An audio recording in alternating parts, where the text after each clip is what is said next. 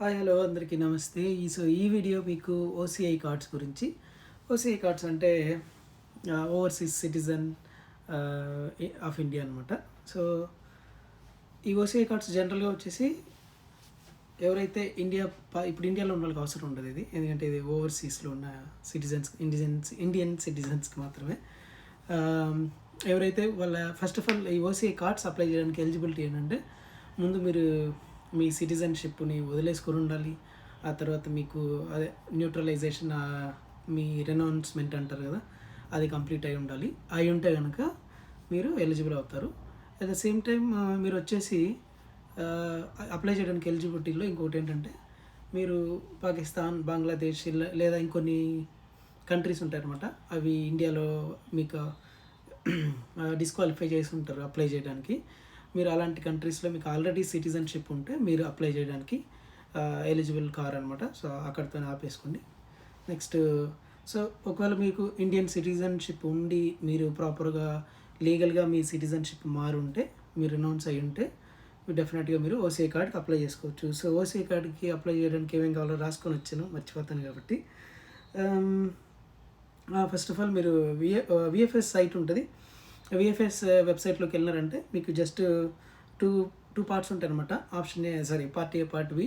Part ఏలో అంతా మన పర్సనల్ డీటెయిల్స్ అడుగుతారు, అన్నీ ఫిల్ చేసుకోండి. మీరు మీ డేట్ ఆఫ్ బర్త్, మీ ఏజ్, మీరు ఎక్కడ పుట్టారు, ఎక్కడ పెరిగారు, సో జనరల్ అన్నీ మీ పర్సనల్ డీటెయిల్స్ ఉంటాయి.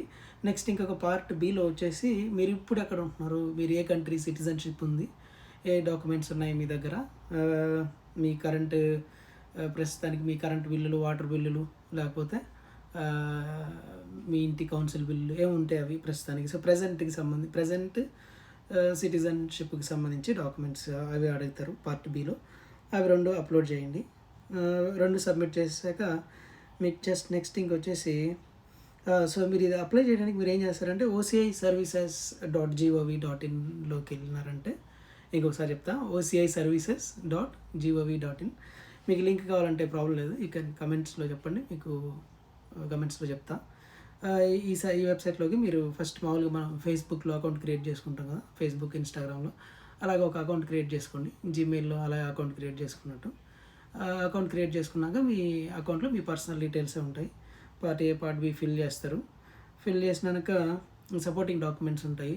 సపోర్టింగ్ డాక్యుమెంట్స్ అన్నీ మీరు జనరల్గా అప్లోడ్ చేయండి.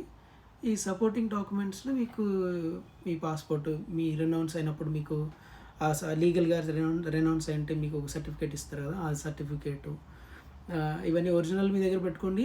అలాగే ఫిజికల్ కాపీ, ఫోటో కాపీస్ కూడా పెట్టుకోండి. జెరాక్స్లు అంటాం కదా మనం చిన్నప్పుడు, సేమ్. సో ఇవన్నీ మీ దగ్గర పెట్టుకున్నారంటే మీరు ఇంకా సబ్మిట్ చేయొచ్చు. అవన్నీ ఆన్లైన్లో అప్లికేషన్ సబ్మిట్ చేసేసాక నెక్స్ట్ మీరు చేయాల్సిన సింపుల్ ప్రాసెస్ ఏంటంటే, విఎఫ్ఎస్ వెబ్సైట్లోకి వెళ్ళినారంటే ఆ వెబ్సైట్లోకి వెళ్ళి మీరు అపాయింట్మెంట్ బుక్ చేసుకోవాల్సి ఉంటుంది. అపాయింట్మెంట్ బుక్ చేసుకున్న, అది కౌన్సిలేట్కి అపాయింట్మెంట్ బుక్ చేసుకోవాలి. అపాయింట్మెంట్ ఇప్పుడు మీకు యూకేలో ఉన్నట్టయితే బర్మింగమ్, లండన్, ఎడెన్బరో, అది స్కాట్లాండ్ ఎడెన్బరో అంటారు. ఈ ప్లేసెస్లో మీరు బుక్ చేసుకొని అపాయింట్మెంట్కి అక్కడికి వెళ్ళొచ్చు. వెళ్ళేటప్పుడు మీరు క్యారీ చేయండి మీ ఒరిజినల్ డాక్యుమెంట్స్ ప్లస్ ఇవి ఫోటో కాపీస్ అనమాట. అక్కడ వెళ్ళాక మీకు ఐ థింక్ అక్కడే ఇస్తారనుకుంటా ఒక ఎన్వలప్.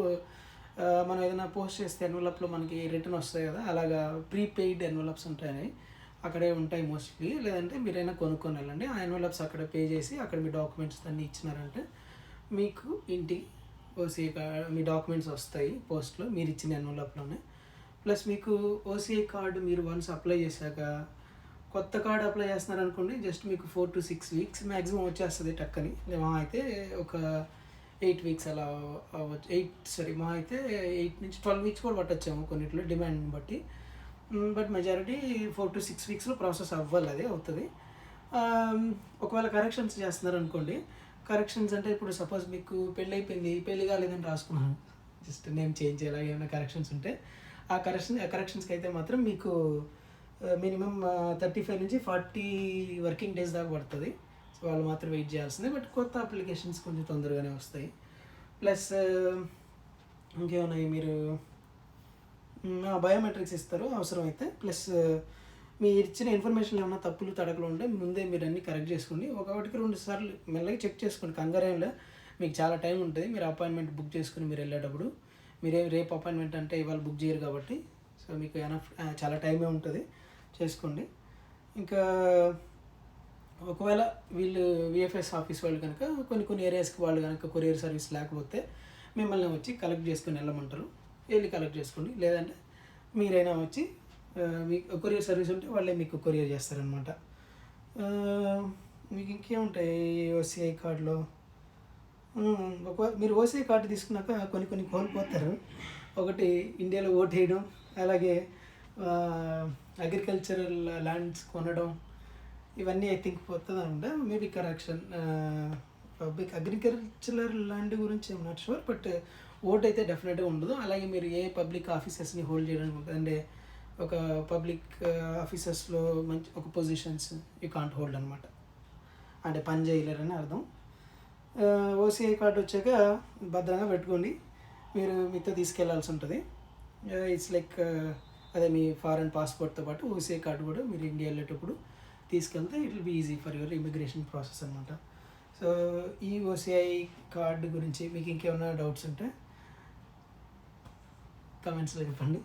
ఆ వెబ్సైట్ ఇంకొకసారి చెప్తా, OCIservices.gov.in. ఐ హోప్ మీకు ఈ వీడియో నచ్చింది అనుకుంటా. Thank you for watching.